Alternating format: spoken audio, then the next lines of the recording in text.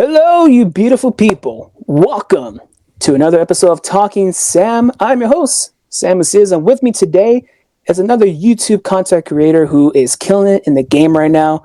This guy, I would tell you, go check his channel out. He makes some cool, fun, entertaining content. And if you like shows like The Owl House, if you're a fan of The Last of Us, if you like some geeky stuff like Spider-Man, go over to his channel. He's also a gamer. He loves to do gaming. He is not the one. He's not the second. He is the third Bill. Bill, Hey. welcome on, Bill. How you doing Hello. today? I'm good. Thank you for that intro. It's one of those, my little gaming channel getting shouted out. You and Elijah do that. She tags both my channels whenever we do videos that I'm like, you remembered my little tiny gaming channel that hit 5,000 subscribers. I'm like, oh, thank you. Hey, you put a lot of hard work into that. You should get credit, recognition, and acknowledgement for that. I acknowledge you for your second channel, Bill Chill and Gaming. Yeah, thank you. That's Bill and Chill Gaming. Yeah, Bill and Chill Gaming, Bill Chill Gaming. They changed it. You can't put like ampersands in your like handle anymore, so it's like Bill and Chill, and then the tag is like Bill Chill. So it's nice and complicated. It's fine. The internet's fun. Everything's great. Oh yeah, don't we just love YouTube? I just being in this space, learning all the things. I have to say, YouTube, you are great. Yeah, it's really fun. It's fine. I do have a bit sometimes when I stream where I'm like, I love you, YouTube. We love YouTube so much. Thank you, Daddy, for this platform. Help. Like, how do I talk about this without getting flagged for like when you have to, let's talk about the theme of wellness and unaliving, like that, that inorganic way of talking. I'm like, how do I still hit on important topics? I don't like sugarcoating things, but like, how do I do this ad friendly? And I've been running into that a lot. Even Lackadaisy, like it's a joke, but I'm like, just in case, like I covered like all the booze with like orange juice or something. I'm like, does this video contain content about alcohol? Hey, not really. Safe. Like, don't worry about it. Which I even gave them kudos for that. Like that had to have been awful to like, hey, we're gonna do something like era specific about prohibition. Oh, YouTube totally changed their policy on alcohol references in their content. Too late to start over. Let's just keep going. Like that's, the changes are weird and hard. So it's so weird just how one day you can't say this, you can't say that. The next day you can, but now you can't say this and that. It's so the swearing policy shifting all the time. Like just in case, like I'll limit it. And I think it's also funny bleeps always make me laugh. I don't know why. But yeah, I try my best to like limit the swearing, but then like there was a period of time where I'm stammering so hard on what I'm trying to say, especially like in the moment. Cause I don't like to do like solely reaction stuff. It's like, I like to talk about it. But the reaction highlights, there's times where it's really hard for me to find a good highlight of a popular moment because I'm trying not to swear. So now it's like this big moment happened and I'm like, heck, this is cool. This is good. Like I can't articulate. I'm trying to hold back the swear and I'm trying to like focus. And like, I hate how much YouTube puts me in my head like that sometimes. So I'm just trying to let all that go. Be in the moment, worry about it later. I edit my own stuff, so the only person I'm putting out is me. Well, hey, I think that's one of the benefit of being a company of you, right? Just gotta answer to yourself. Just gotta put yourself out there, and that's pretty much it, right? Yeah.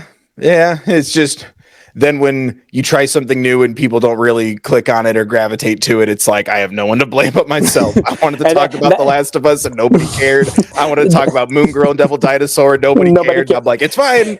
That's when you have a real conversation with yourself. Like, hey, buddy, come on, let's gotta have a talk. Well, it's like it's like sometimes I sit there and I'm like, oh, like did I just not make was the title not very clear? Was the content not engaging? Did I tag it poorly? Like there's so many different ineffable things that sometimes it is a dangerous road to like blame yourself. But then you're right, when things are going well, it's like, yeah, go me, and thank you everyone who like supports me being me. Like it's such a good feeling.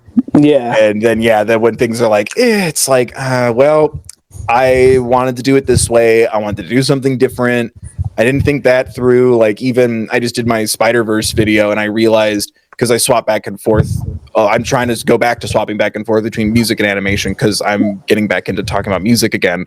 I uploaded it, and for the first like 3 or 4 minutes, it was under the category music, not film and animation. And I'm like, for all I know, that just cost me everything. Like, I don't know how this works. And sometimes, like, you're just so in your head. Like, all I did was put it under the wrong category, and did that ruin everything? It's so weird. But yeah, the positives are still there too. It is nice to, oh, my allergies are acting up. I'm giving myself permission to take a break. I am my own boss. Like, you need to go to sleep. You need to take a shower. You need to focus on yourself. Like, it's sometimes like it does have a lot of advantages. And then, yeah, there's just times where it's like, really thought people would be into me talking about Bill from The Last of Us, and I guess not. Well, I had fun, and that's all that matters.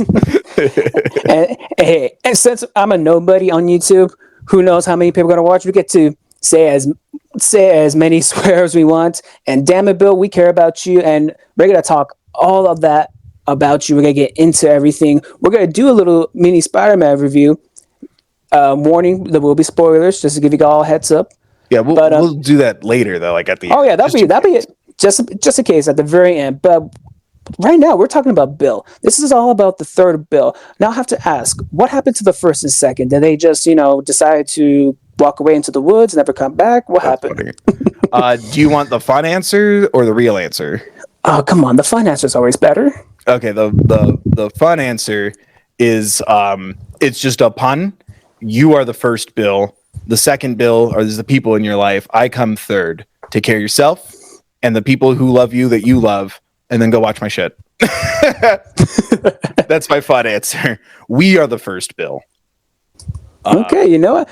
I wasn't expecting that answer, but I love that answer. It's just something because sometimes I get like, oh man, like I'm not watching all your streams, I'm watching all your videos. I'm like, please. Like we said this a little bit before we started recording. Like, what's the healthy line between don't be like obsessed with me, but like please watch my stuff all the time, but take care of yourself. Like I make that joke sometimes, especially when I'm streaming and people are like, I wish I could donate but I can't. I'm like, no worries, you got to pay your internet bill and your electricity so you can watch my videos. Priorities. Like that's kind of the joke I give, but like the reality is like, yeah, like take care of yourself and then come watch my stuff, but also don't forget about me. But take care of yourself, don't forget about yourself. I come third is what I like to tell people. All right, okay. You know what, that is very creative, I have to say. And when you first begin your channel, you're more focusing on the gamer aspect of it. Was that kind of like your when you're first trying to think of the name of your channel? Was that kind of like the first thing that came to your head, or were you kind of like spitballing or trying to come up with other brainstorming names? It was. I mean, the third Bill was just my social media handle. And then I was like, oh, like consistency. Here's the Twitter. Here's my Twitter handle. Here's my Instagram handle. It's also my Tumblr now. I didn't have a Tumblr until a little while ago. But I was like, oh, let's just keep that consistent. And also, yeah, like the point still stands. And then, yeah, like I just kept trying different things that I thought was like interesting or fun. I like scary things. And living out in the Midwest, almost half the year you're frozen. So like I can't go outside that much. So I'm like, oh, like let's, instead of just sitting here bundled up, playing video games, let's, put some content on it. And some of my friends have told me like it's very entertaining to see you like get not angry, but like frustrated because you just start running your mouth and saying the most like, strange things. And I'm like, okay. So I started like recording myself while I went, and yeah. Because I had some videos with like friends and people in my life before that, and everyone kind of started falling out of love with it. And some of my friends were like, "Hey, like I don't want my stuff. I don't want like my face out there online. You're a big channel, or to that. I'm a bigger channel, right? It was different when it was 50 subscribers, and now it's so much more. Thank you again, everybody. But like." That's a different vibe for me. I don't want to do entertainment. Can you take this down? Yeah, absolutely. Like this, you're right. This went from me and my friends doing something cool to like me talking way too long and hoping you will watch that and find something to think about. So it migrated from me and other people trying out stuff to just me. And I'm like, well, what do I like? And I'm like, well, I like scary things. I like video games. I like scary video games. And yeah, like when I get scared, like I think it was Outlast is like the oldest thing that's still up. And like the camera I'm holding is like my best friend, and I named my camera Cameron, and like doing all that. And some people kind of liked it, and it wasn't until we were watching the Oscars in 2019, and Lady Gaga won her Oscar for Shallow and A Star Is Born. And I went, oh, is that what Lady Gaga's been doing for the last like 10 years, is working on this movie? And everyone looked at me like I had two heads. And they're like, no, you idiot. Like, she's been making all this music. And I'm like, really? Like, I know like freaking the freaking not Born This Way, but right before that. This is embarrassing. What's oh my god, I know what you're talking about, and it's not coming up to my head either. It was like one monster hit that I knew, pun intended. Hold on, it's on my phone. It's it was huge. It's like, this Jesus, is what embarrassing. is it? Well, because like this also proves my point. There was such a long period of time where I was just school and working, so like I didn't have time to Bad Romance. Wow, okay. The most I know. Like, that can literally, I've seen that so many times, and it's like bad romance. Like, wow, I can't believe that did not come. My brain just stuck on the letter B, and I'm like, it's not Born This Way. It's not Born This Way. But I was gonna say like Bad Again. It's like, no, it's not. I thought from Bad Romance to A Star Is Born, Lady Gaga didn't do anything. But like when I was in school, you know, I'm working jobs in the summer. I have school full time. And I'm doing shows. I'm doing comedy. I'm doing stand up. I'm doing improv classes. I'm doing improv shows. Like I was in waiting tables. Like I just had no time. And much to my benefit later, but at the time deterrent, I just had a playlist on my phone of just songs that I bought when I was in like high school, and just kept like, that was what I listened to on trains, buses, walking places, you know, going to work, going to shows, going to school. And then there was my school assignments, my degrees in musical theater. So, hey, listen to as many musicals as you can, start learning about the thing that you're studying. And that was one of our homework assignments, is like, here's like 50 like musicals. You need to be familiar with them all. And I took that very literally. So I would just sit and play like Kingdom Hearts or Final Fantasy VII, Ocarina of Time when I got a 3DS eventually, and just muted it because I've beaten the game several times. I'm just going to listen to the music and like, okay, listen to it. Okay, I'm going to like, you know, pay attention to like what character does what, who was singing in what song, starting to track the stories, because what are the odds I'm going to see all these shows? You know, theater is already an elitist concept on Broadway.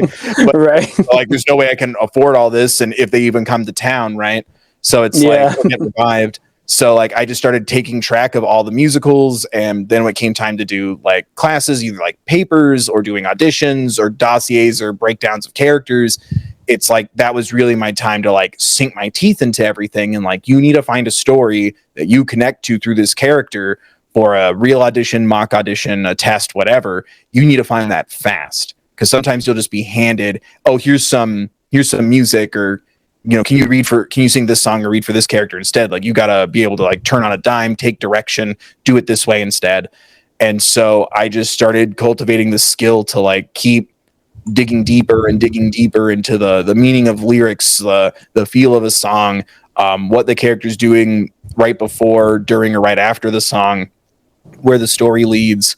And suddenly I just found myself more captivated in dissecting story than actually living someone else's character. So I started like really wanting to find the depth and the connectivity to music, and that's in a weird way, that's kind of what my family did growing up.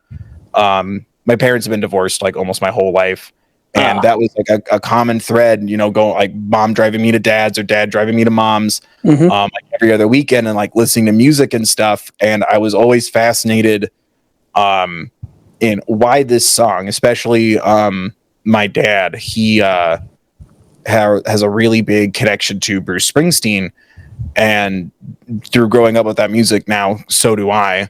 and just really falling in love with music and wanting to like listen to it and dissect it and devour it, figure out why, or like why my mom likes this song, what my dad gets at it, because like especially my dad, he'll just repeat tracks over and over and over again, and I'm like, there's like a good like 3-month period where like he would just listen to Devils and Dust or the tracks off of Born in the USA over and over and over again, and I really wanted to know what's going through his head. And since he never talked about much, he's a combat veteran. He's a disabled vet. Okay. So he very hard to crack that shell. Therapy and diagnosis and medication has done wonders for him, and I'm happy. But when I was growing up, good for your dad. Good for your dad. Yeah, I'm very happy that he at least did something at least later in my life better than not at all. Mm-hmm. But he was a very angry, disconnected man growing up, and that was my window into his soul. Was the music he's listening to, the movies he's watching, and I think that's kind of where that all started to combine with, I was always like a big reader as a kid. I hated people telling me what things mean. Like I got in a fight with my English teacher about Romeo and Juliet, where I'm like, this is about how true love can exist in our shitty society. And my teacher did not like that answer. And the reality is it's subjective. Exactly. Shout out to teachers. My mom's a teacher. Like, y'all work very hard. Just read the paper and grade it. Like, don't fight a child. It's like, you said, write my opinion, and I did, and then you told me it's wrong. So now as a teacher, you want them to kind of like, hey, challenge me a little bit. What do you think? Let's have a good tip for tap back and forth. I know. It's unrealistic to have that conversation when you have so many things to do. Shout out to our teachers. I sit there and I'm like, I really want to understand why someone thinks something so differently than me on the same book, the same play, the same show, the same movie. Mm-hmm. And I always found that really interesting. Like, what do people take from these things? Why do people gravitate to certain things? Why does my brain do that? Why do I sit there and go, love is not possible in a hateful world because of Romeo and Juliet? And I'm like, well, in childhood divorce, that kind of makes sense. Like, kind of breaking myself down a little bit. Not everything has to have a reason, but like, it was always like fun and interesting to do, or like, asking my friends like why they like certain songs that they like, or movies that they really resonate with, or even sometimes like watching a movie like with my buddy and like, oh man, like they really like the more classic, older, like, James Bondy kind of stuff.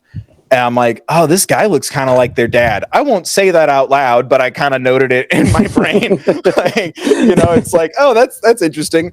But I really love just like picking apart stories. Mm-hmm.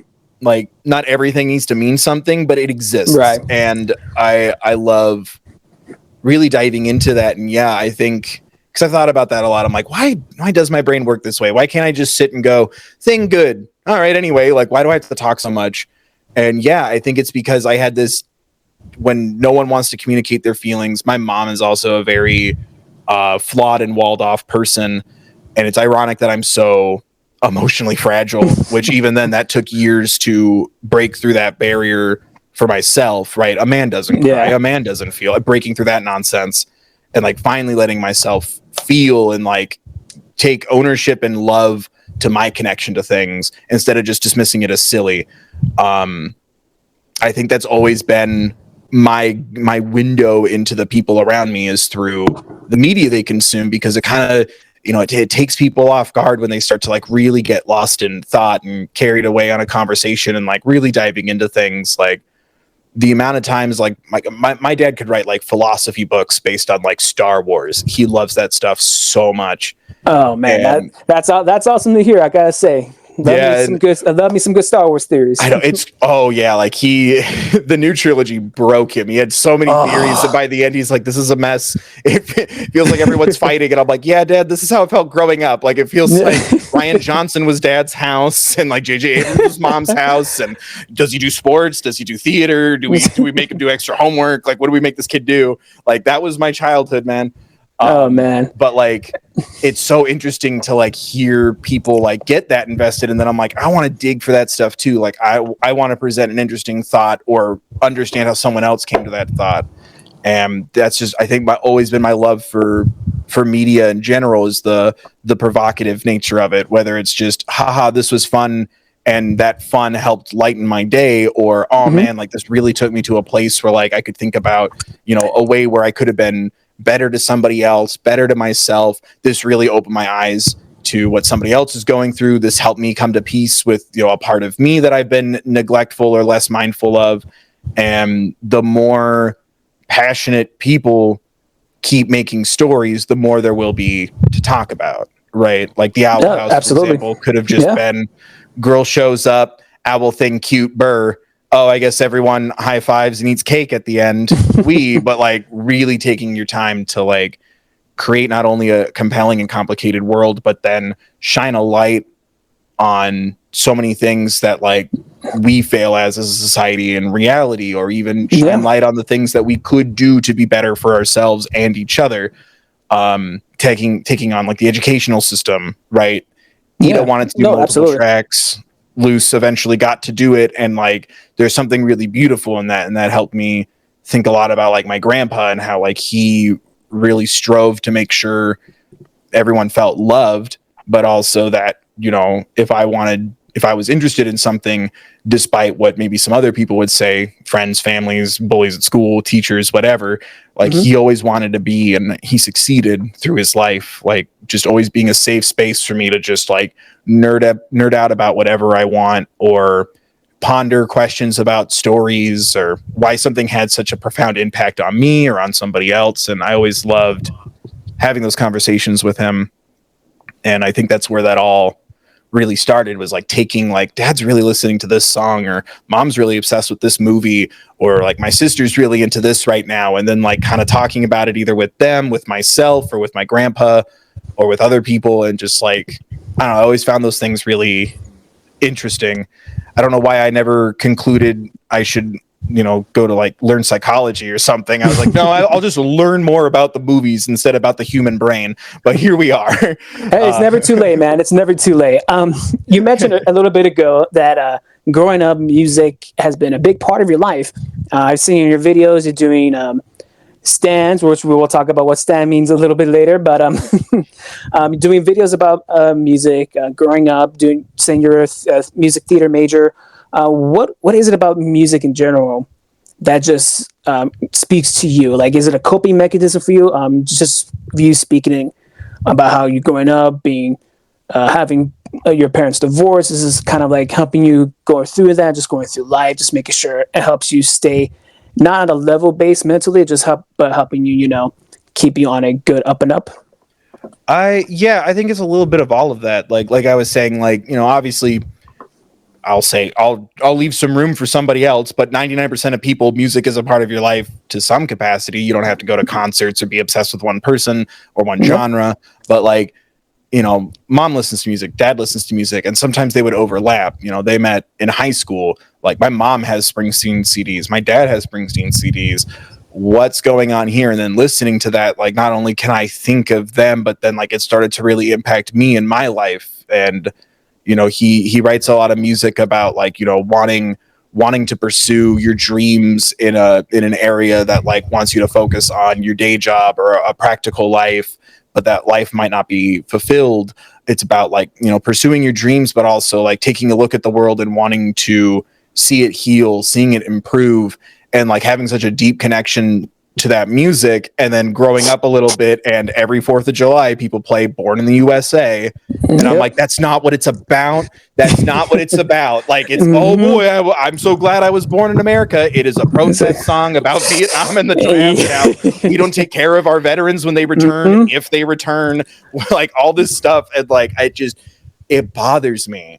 And it's so weird being a person that's like, whatever you take away from media, as long as you're good to yourself and others, that's a valid, good thing. And then I'm also over here like, I wouldn't call it gatekeeping, but like, hey, since we haven't solved this problem of like how we treat our country, our history, our veterans, can we listen to Born in the USA for just a second, please, instead of playing it at a barbecue? Like, I know July is in it. I know USA is in it. Like, I get it. Like, there's a fun theme there, but I'm like, dude, come on now. Like, it's just one of those strange responses I have to things, and it's just, I don't know. It's always been fascinating to me. Like, I'm like, do you just not listen to the words? Right. Let's all take a breather. Let's all focus, and that's all really take in. Yeah, I've done it in streams. I try to save it for fundraisers and like fun things, like the Pride fundraiser that we do in June, which I still need to figure out for this year, or the holiday one we do in December. Born in the USA, Bohemian Rhapsody, and Let It Snow. I will die on those hills. Like, Bohemian Rhapsody is not about you and your friends partying and hanging out. It is about learning that you have a disease that is killing other men that you have like made love to, and like it's a whole bunch of shit. Like, Mama, I Killed a Man is not about you hanging out with the boys. I guess it could be, but not the way you're thinking. Yeah. And Let It Snow is elitist capitalist bullshit. I hate it. It's funny you mentioned Bohemian Rhapsody. A few years ago, I heard my cousin was graduating from high school, and I swear before they play the Macho Man Randy Savage song, the graduation song, they had the orchestra playing the Bohemian Rhapsody. It's like, why are they playing this song for a graduation? I mean, let's show some respect for Freddie Mercury, since, you know, I guess. Like, I was like, they know the lyrics of the song, right? They know what the message is, right? Right, and it's like, it's one of those things where it's like, I guess, yeah, if we live in a utopian world where, like, you know, we're good to each other, you know, nobody's rights and resources are being jeopardized or taken away constantly, I could probably then let it go. But it's like, right. Hey, while we're still struggling with these issues and topics still, can we acknowledge what this is really about? And I think sometimes I think my mind just kind of takes me to, there's got to be someone in the room, whether they know it or not, who's like, that's not why I relate to this song. And I hope I can connect to that person. Or even if someone's like right on the cusp of figuring it out, maybe they just need a little push or a safe space to explore the lyrical themes or the underlying tones of a story. And that's someone I wish I had growing up, you know, like it, I didn't grow up in like the worst places nor the best places, but it was very, you know, less populated areas, closed-minded mindsets. Change was scary. You know, the two men want to hold hands, everyone freak out. And I'm like, why? And sometimes I'd find myself in a room with the only opinion, you know, like talking, like, I don't want stories about like two boys, like a boy saving a prince. Like, what's that going to do? And I'm like, nothing. Like, being the only person in that room, I wish someone had my back. Yeah. And I think subconsciously and then now consciously, since I have to examine what content I make and what I want to do with it, it's like, that's who I want to be for people. Like, I wish someone was in the room with me having my back. And that's kind of been my driving force. Like, there's tons of people who are like, you're overthinking it, or like, hey man, just enjoy the jokes. Like, don't stress yourself out. Like, I don't cry at things. That's okay. Those are all cool ways to take things in. But there's somebody who did. There's somebody who's connecting to this. And I hope that person finds comfort in somebody else taking those moments seriously. Because I, as a defense mechanism, had to not take that seriously for so long. Right. And, I don't know. I think it's just a wish to feel understood by trying to understand others. But then also I think it's also just like, when I do quote unquote overthink or overanalyze something, I kind of used to talk myself down and that's crazy. It's not that deep. No. This is what you're getting out of something. That's a good thing too. And just wanting to give that safe space for those thoughts or to overanalyze something to others. Because even of all people, like my dad growing up, like, you're overthinking the Bruce Springsteen song, son. And I'm like, Dad, I don't think I am. And then, yeah, like once he started, you know, getting access to things through like the VA and his disability and everything, like, yeah, like I remember you telling me like there's a reason why I connect to this song. I get it now. And I'm like, I'm glad you're in a place where you can do that, man. Like, but yeah, I remember you telling me at 14 that the song about veterans doesn't really impact you that much. You just like the tune. I'm like, I don't know, Dad. Like, it's like, and that's how about let's sit down. Let's really listen into it. Yeah, and again, it's that nonsense machismo. Yeah, men don't feel things. Men don't do this. Men do this and not do that. And it's like, no, dude. Like, feel your feelings. Be you. Like, we all got to be people. Yeah, exactly. I think it's a lot of letting that go.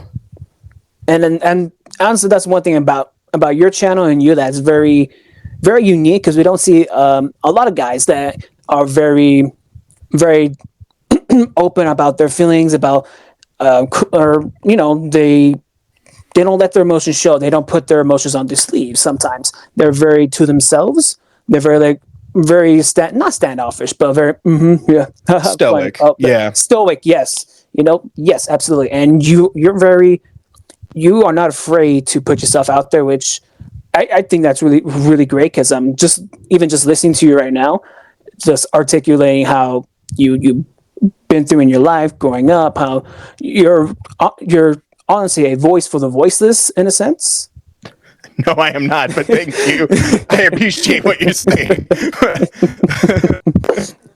in a sense, Mr. Third. Thank you. Absolutely. And just going back to your, actually going back to a little bit before, you said you used to do stand-up comedy. When did you begin stand-up comedy? And how did that avenue kind of open up for you? Well, I was up through like school, like college, especially. Like a lot of the shows I was doing, if I was lucky enough to get cast in anything, they were usually very dour, usually very serious. A lot of, World War II was bad. We shouldn't be judging someone based on who they love. Like, very heavy plays. And I was just, out of school and auditioning for things. And a lot of things, Book of Mormon was really big. Like, let me audition for that. Was doing callbacks for that. And it's like, dude, you are not funny on paper.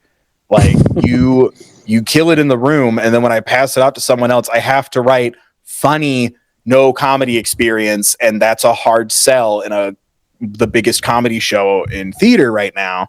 And I'm like, that's a good point. And so I was talking to some of my teachers that I still talked to, and my mentor from college, who's an amazing man. And every once in a while I'll get a message, I found another one of your YouTube videos. I'm like, I don't think that's how YouTube works, but I appreciate you. He's a sweetheart and a great guy. But he was like, you ever think about taking comedy classes? Like, we need to change your resume to be comedy based, because like, yeah, if you want to do funny things, let's get some of that on paper. Where better to do it than Chicago? So I'm like, okay, like, I'll see how I like Chicago.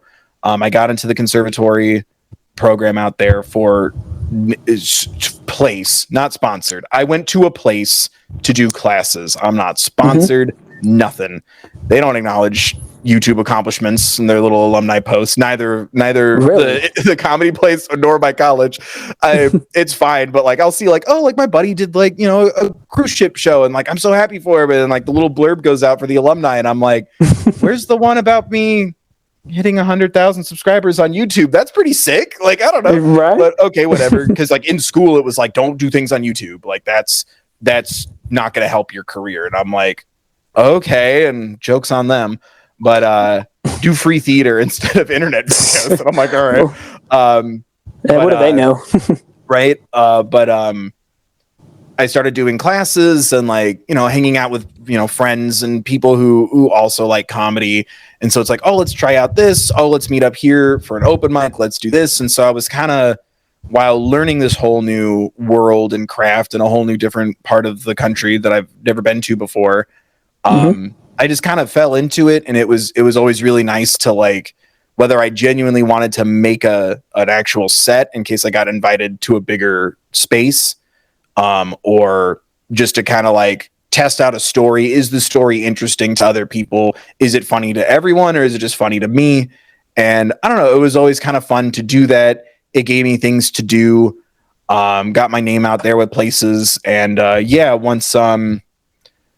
once stories started coming out a lot in the Chicago comedy scene about, like, you know, awful behavior from people who own theaters or not restaurants, but like bars with like stages and stuff. I was like, I don't want to perform there. I don't want to perform there. And I'm just like, screw it. Like, let's take a break. Let's hope everyone is held accountable for their horrendous actions. I'm going to make my own content. I'll put it up online. And like, I had people like really like, I'd never watched a lot of YouTube, and like I had people like kind of take me aside and like, you know, show me what YouTube, for lack of a better word, is. You know, that's where I found a lot of like the big internet classics at the time, Jenna Marbles being a really big one. And like, oh, like people just make videos, and like I don't have to find out like, hey, like I can't go see your show because, you know, the person who runs that theater is awful. And I'm like, well, now I don't want to do the show. Like, it was such a scary place to be put into, because I'm like, you know, obviously, you know, I want people to be believed and coming forward. And it was just like a big, what do I do? Do I ignore this and further my own desires, goals, and careers? Is there a way to pivot to where I'm still getting what I want, but not feeling like that pseudo like adjacentness to all this awful? And the internet kind of just became my space instead. Like, you know, now, hey, like, you know, sometimes like, you know, one of my sisters or like somebody from back home, hey, I found like one of your videos. I'm like, oh, cool. You're definitely not gonna fly out here to watch me do a 5-minute set. Like, this is cool. Like, it's hitting people from back home. It's hitting people here that watch it. A bunch of random people started watching some random things, and there was just something really fulfilling about it. And, you know, like I said, it's also, that whole thing is going on socially, but then also it's super cold.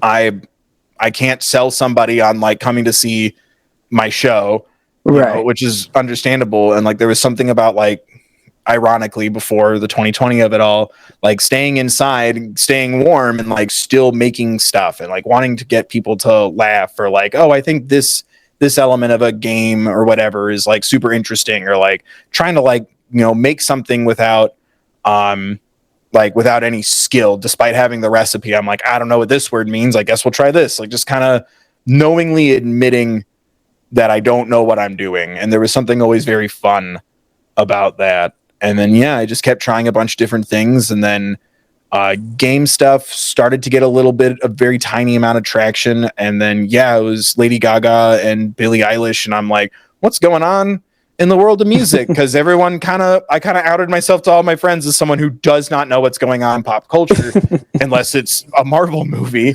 Right. I'm not listening to a lot of, I'm like, I have my dad rock music. I have Bruce Springsteen. I have like, you know, Queensryche. I have Quiet Riot. I have like, you know, just rock and headbanging nonsense.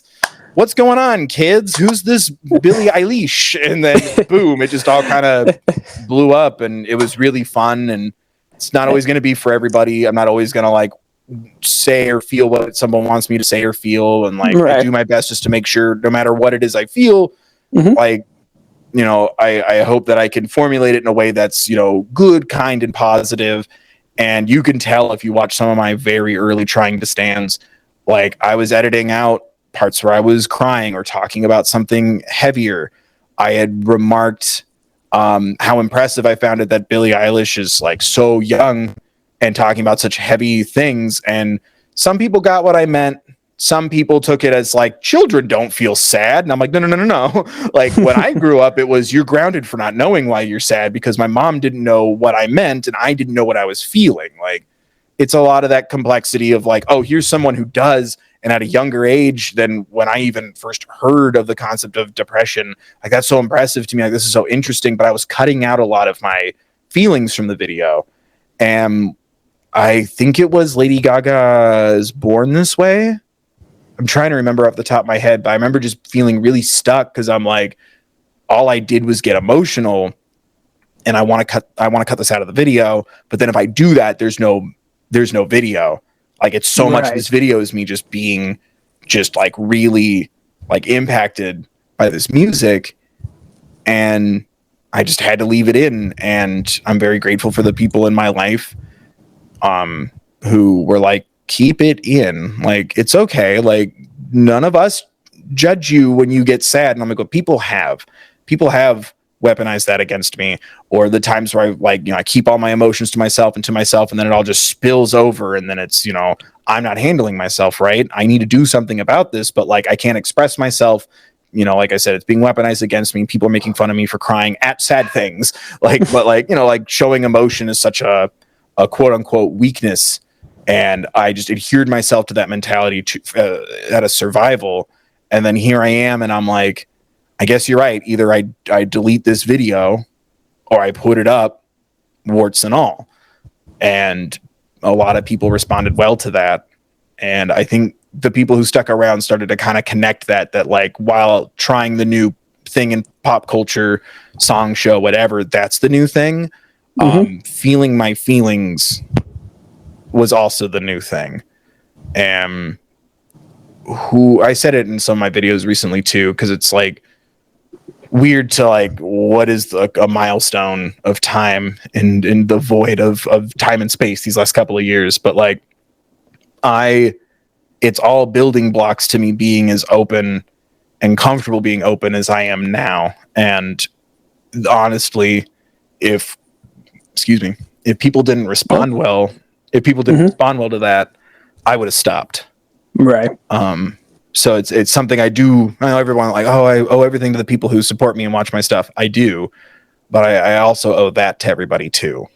Because if the response was an overwhelming shut up and stop crying, I probably would have. But instead, the vast majority was like, thank you. Like, I feel like I can cry with somebody. I feel like I can relate to this with somebody. And like I said, like that's something I've always wanted to create for other people, what I couldn't give myself. And there's something I really appreciate about kind of doing both at the same time. And I hope it can still carry over to now. Because now I feel like it's expected that Bill's going to get sad or cry. And I've seen people, oh, you're not crying enough. And I'm like, stop. There's no way to cry. And I'm like, also, just because you can't see it, like I don't have my lighting rigged so you can see the sheen in my tears. Right. Like it's allergy season, guys. Like I'm going to get real stuffy instead of snotty. And you're not going to hear me or see me cry as hard because like I'm on like friggin' drying out allergy medicines and stuff. Like it's going to be a little different, but no, again, and it's like, and again, like I said before, it's that shared experience that a lot of people can interact with you. Like when they watch your videos, they see you cry, but it's like, okay, but they're crying at the same time too, reacting to the emotional scene, to the song, to the moment that just happened on the music video show that just happened. And it's that shared experience that really connects people that I think people are really drawn to you and your channel. Well, thank you. It definitely fluctuates. So it's like, it's nice to hear that because, sometimes things just aren't going as well as they used to. We're like, this video did well and these 5 didn't. And then this video did well and these 3 didn't. It's like kind of hard to gauge. The internet messes with you. Your success is literally defined by actual numbers you can see, and they update constantly. And I'm like, this isn't healthy, but then I also need to pay attention to these numbers to know what to do next. It's very strange, but thank you is what I'm trying to say. No, of course, absolutely. And really, when you're looking through all the analytics and everything like that, when you see a video, one gets 40,000, one gets maybe 1,000, another one gets 100K, another one gets 5K, one gets 900, one gets 20K. Is that a weird conundrum trying to look at that and trying to gauge like, okay, do I have to do this differently in that video, or do I have to do that differently in this one? Like what was kind of like you gauging when you see numbers like that fluctuate up and down? I mean, that's kind of the problem I'm trying to solve right now, where it's like, a lot of this is luck. And I think some of it's trying to gauge, like, as the world shifts, excuse me. It's like, oh, like we're not going out as much. Bill's views are going pretty well. And I'm like, what a horrible, I'd rather everything be okay and I just get okay views than everyone stuck inside. And now everyone wants to watch the sad man, which is fine. But it's like, sometimes it's like, is it a shift in schedule? Is it a shift in my schedule? Like I've had to take some time, like last holidays, we were hit with a lot of really bad news, like me and my family. So it was like, I need to take a little time, but then I'm like, hesitant to like share those kind of things, and I'm like, that's on me. If I don't tell you what's going on, you're not gonna know. And so I think sometimes people are like, oh, he stopped making videos, or the algorithm kind of dumps me by the wayside or whatever, and trying to get that back. And it's like trying to get used to sharing that, because my first impulse, even my personal life, is I don't want to tell you what happened until it's dealt with and done and things are better. My grandma is fine now, but late last year, she was diagnosed with breast cancer. It's out. Oh. She's good. Remission. Good biopsy recently. Good couple of biopsies. It's fine. All right. Like good. At the time, Bill's mom. Or Bill's mom too. But like, yeah, it was my grandma. But like, oh, grandma. Yeah, almost the same thing for me. But like, I didn't want to share that publicly. But I'm also like, I can't make videos right now. Like, I need to escape instead of create. Like, I kind of want to be left alone. I don't want to be looked at. You know, there was a couple other people going through some major surgeries and life changes and stuff. And I'm just like, I'm so tired. I can't give myself, because like, I'm just an emptier version of myself right now. And I wish I had just planned a break and just said something. And I feel like not doing that is the antithesis of my content, right? So it's like, Bill just didn't make videos for a little while, or like would sparsely make a couple. And I don't know, like I'm trying to kind of like see what everyone's interested in. And I hate thinking about it like in terms of what YouTube is interested in. Mm-hmm. I'd rather focus on people. And like right now, for example, like I just did a Vocaloid video and I had a great time. It's done fine, but people seem really enthused, and I'm like, cool, like I want to check out more. And I'm like, you know, well, I found like a series of songs that tell a story. That'd be kind of interesting and kind of fits my love of stories. Or I could do the YouTube-y, more YouTube-y sounding thing. I listened to 100 Vocaloid songs in one day or something like that. Yeah, okay. And I'm like, which one is the right one to go? What do I want? Like, do I want this video to be more intimate about a story about a couple of songs, or do I want it to be like fun, silly, build it? Like, cause I almost made a video when the Mario trailer dropped, where I had just looped the Chris Pratt part 100 times and just listened to it 100 times. And I'm like, I want to do something silly, because there's so much miserable stuff going on in my personal life. I want to do something really silly. And then I watched the video and I'm like, I feel like you can tell that I'm just not doing okay. So I just didn't upload it. But it was still something to busy my hands with for a day. But I'm like, do I want to do something like that? Or do I want to keep this intimacy? Do people want something fun and silly in a little more surface level? Or do I keep diving deep into these songs? Like, what do people want? What do I want to make? And the last thing I want to think about is what sounds more quote unquote YouTube-y. And that's kind of the business end of things, you know, like. Right. Yeah. So it's strange, but it can be a little confusing. Like my Puss in Boots video did amazing. And I was like, oh, I bought the DVD for Puss in Boots 1 because I'd never seen it. I'll do a follow-up about that where I do the first one. That took a little while to show up. And then when I got the video done and up, like I barely got any views. So I'm like, okay, well, Puss in Boots wasn't the theme. The movie was big at the time. And I guess people liked that video. But then like, oh, I guess swing and a miss to follow up on it. But like, I'm also not gonna like fake anything, right? Like if I know, if I know people really want me to check out something that I've already seen or heard, I'm not gonna, oh, what? So he's the last airbender? What does that mean? Like, I'm not gonna do that. But like, and we appreciate that authenticity and you can tell with a lot of these reactors, you can see right through their face. They've seen it before. They try to act it out. It's like, oh, I didn't know that was happening. It's like, really, come on. And we do appreciate you being authentic yourself and not being, I'm gonna say, not being fake and not just try and put videos just for the views. Just you want to be you, authentically you, 100%. Well, thank you. And I think that's also a bit of the thing too. Like, I got really lucky with Encanto. Those were like the last two videos I've done that like really did like exceptional, like my biggest videos. But I was just like, oh, that looks cool. And then I'm like openly weeping to all these songs, and I'm like, me, I need to watch the movie. And I'd already finished the video, scheduled it to show up that next day. I just watched the movie, and then that video blew up when I talked about the soundtrack. And I'm like, I should have waited to watch the movie. Damn it. But I'm like, I'm not going to go back and pretend to watch it. So I'm like, I'll just do a breakdown. And then that breakdown video ended up surpassing it in views. And I'm like, yay. Authenticity is at least something I can do, because I'm not gonna, well, wait a minute, if they're singing, I'd already watched the movie. And that happened with me with like the first like 2/3 of Steven Universe. I did the music for a video, and then I was like, I really want to watch the show. I didn't think it would go very well. It became like the most popular video on my channel for years. I think it's still the number 2. And I'm like, shit, I already watched like the first like 3 seasons.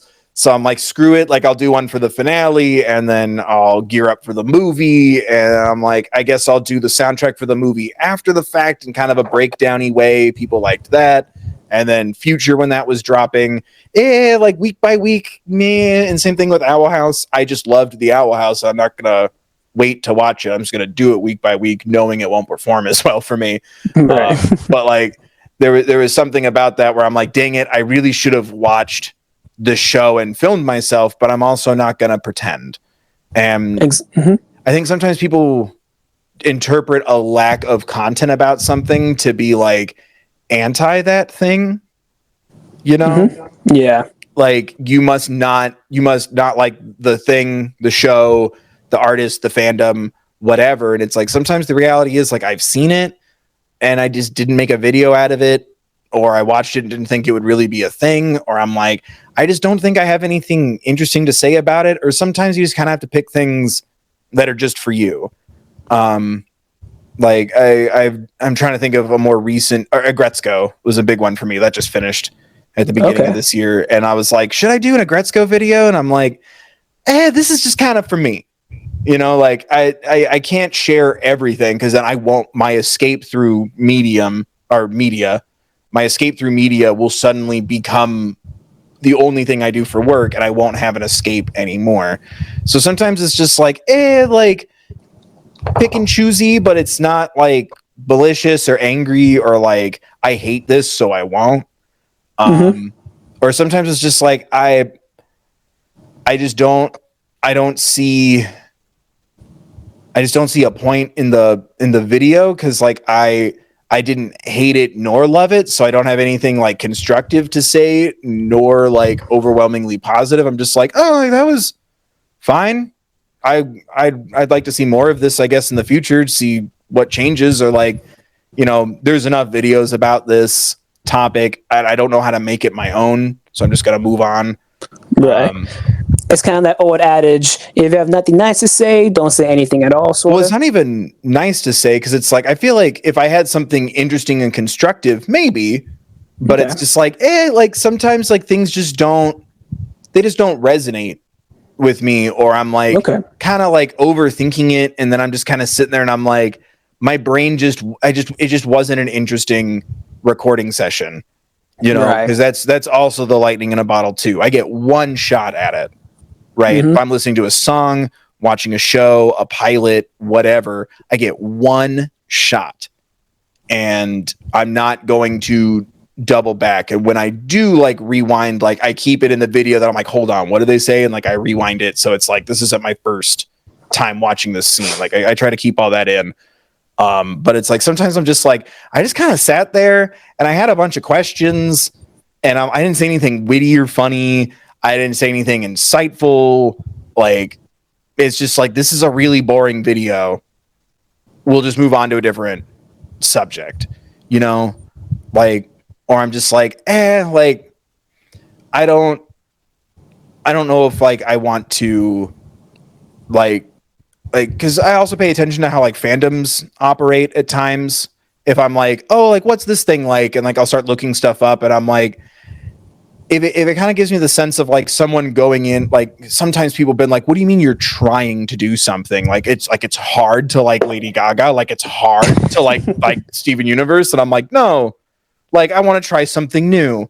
Yeah. And like it's not all the time, but like every once in a while, it's like this odd vibe. And I'm just like, you know what? Like I think that's a good sign that like maybe this fandom this fandom will see me as like a negative force when I'm not trying to be one. Or like I said, 99% of the time, like either I've already seen the thing on my own and I'm not going to fake it, or I'm just like, I just don't think I have anything interesting to say, whether I like it or don't. Because there's tons of things that I like that I don't do videos about. I will never say I don't like something, but it's more like I just don't get it. So it's like, I don't think a video about me asking only questions, that's not a video. Right. You know what I mean? Yeah. Like, so why is it the Owl House? So why is her name Luce? So why is it like this? I don't know, because Dana Terrace wrote it that way. Like, it's like, that's not engaging. That's not interesting. So I think sometimes because at the same time, we're asking that same question too. Yeah, right. Or it's just like, I just don't think I have anything interesting to say. And like, sometimes it's hard because like, you know, I tried to break my pilot barrier with Lackadaisy, and I had a good time. It didn't get a lot of views, but shout out to Lackadaisy Tracy for the nice words and the retweet. That meant a lot. But like, I also don't do like pilots because I'm like, that's a pilot is a pitch, right? Like, I will have a bunch of questions, and that's the point of a pilot. And I tried to express that in that video as best I could, where I'm like, I'm not good with pilots because I just want the next like 4 or 5 episodes so I can understand something about what's going on, you know. And it's also, you know, it flows differently most of the time. We have to introduce a bunch of characters and establish world in like 20 minutes, as opposed to like, oh, by the 3rd episode, you really understand what's going on.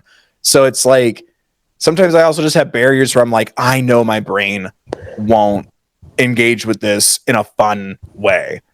You know what I mean? Like, it's a pilot. Yeah. It's meant to sell us a concept, leave you asking questions, not answer any of them. And I'm just like, fucking tell me. Like, I have questions, answer them. Like, that's not how it works. So it's totally. It sets up the world you're entering into, and all those questions will eventually be answered as you go out throughout the story. Yeah, and it's also like, sometimes I'm just like, like I don't know. Like I also, like I said, it needs to like, I need to be interesting. And again, it's strange to me that sometimes people take an absence of a topic, a show, a musician, whatever, as like some sort of stance against, when I'm like, most of the time, like, I'm just like, like I don't have much to say, or it was just really uninteresting. I'm uninteresting. Like, I'm just sitting there and I'm like, the jokes didn't really land and the pictures moved, or like, you know, so it's like sometimes, or like, I'm just not having a good day. And that was the day I tried to film something, and I'm like, well, guess we're not doing Pinocchio, because all I did was cry and sit and got really in my head, and my phone died halfway through and I didn't see that.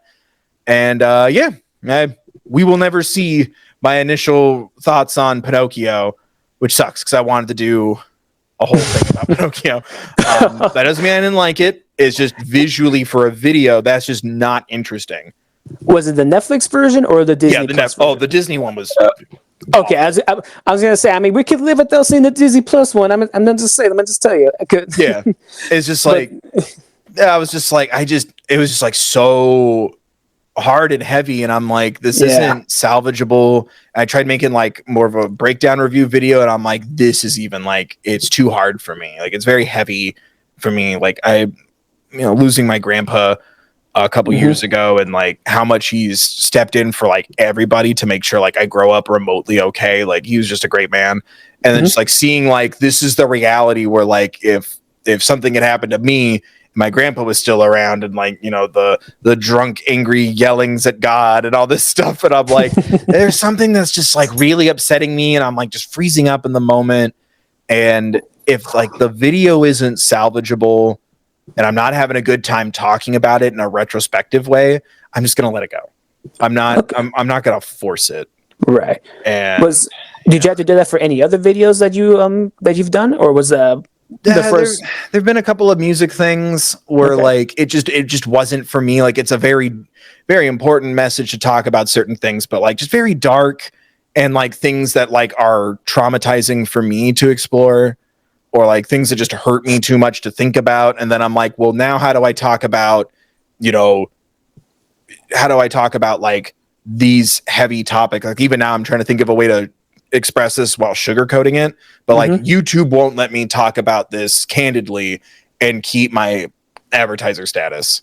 So I'm like, I'm not having a good time. It's making me anxious. Like it's dealing with things that like I've gone through or people around me have gone through that like I still haven't fully like processed healthfully. So I don't feel comfortable sharing those things. I'm like, this isn't healthy for the headspace I'm in right now. I'd have to maneuver around it in an inorganic way to make YouTube happy. And I feel like that at some point will do a disservice to the topic. I'm just going to move on. Like, and I'll still get people angry or relentlessly telling me to like do a thing. And I'm just like, that's just making me want to do it less. Now I feel yelled at. Now I feel judged. Now I feel under a microscope, and like people are already mad. People are already agitated. People are already arguing with me or other YouTubers or each other.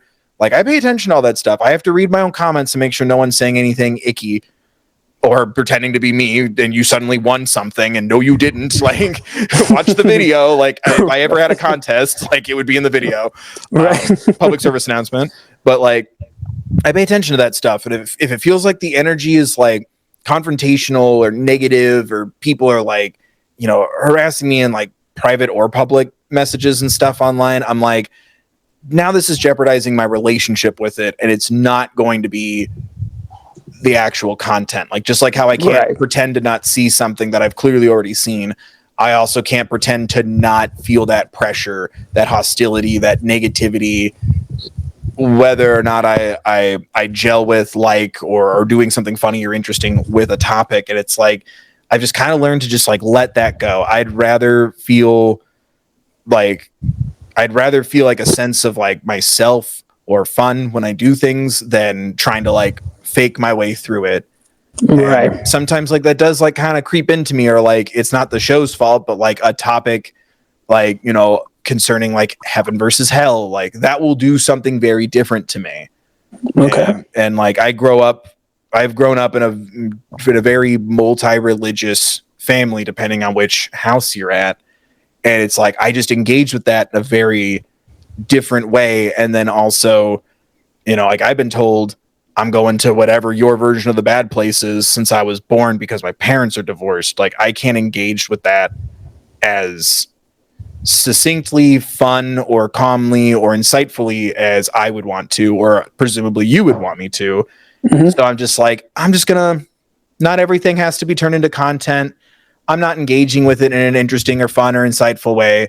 I'm just sweaty, and I can feel people breathing down my neck from 3 hours ago to since I was 3 years old. Like, I'm just like, this just doesn't do it for me. It doesn't make thing good. It doesn't make thing bad. I'm just like, this isn't content I want to make.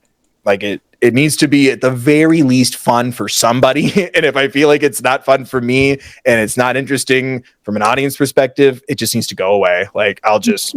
No, yeah, that makes honestly total sense. Because like, I'll say this, you're very engaging in your videos, and you're not shy. You say what you say, you feel what you feel. And if people don't like it, then that's their business. They don't have to come back and watch you. But people do engage with you. They still have that drawn towards you. And I think you, like you've been saying throughout this whole interview, you eloquate so well how. I'm sorry, I lost my train of thought. No, you good. Yeah, it's so interesting just getting to hear your take on everything about how trying to keep everything separate, but you also want to give everyone an enjoyable content at the same time. Hey, and that is the end of part 1 with my interview with Thethirdbill. Now, part 2 will be coming within the next few days. Make sure to please follow Bill on all his social medias, as well as his YouTube channel at Thethirdbill, as well as his gaming channel at Bella Chill Gaming. Make sure to follow me at all my social medias and my YouTube channel at Sam Macias. Make sure to like the video, comment on the video, and subscribe. Help us out. Help us grow our channels, grow it to the highest it can. I know we can reach the heights. Please share with everyone you know and love. And until next time, bye.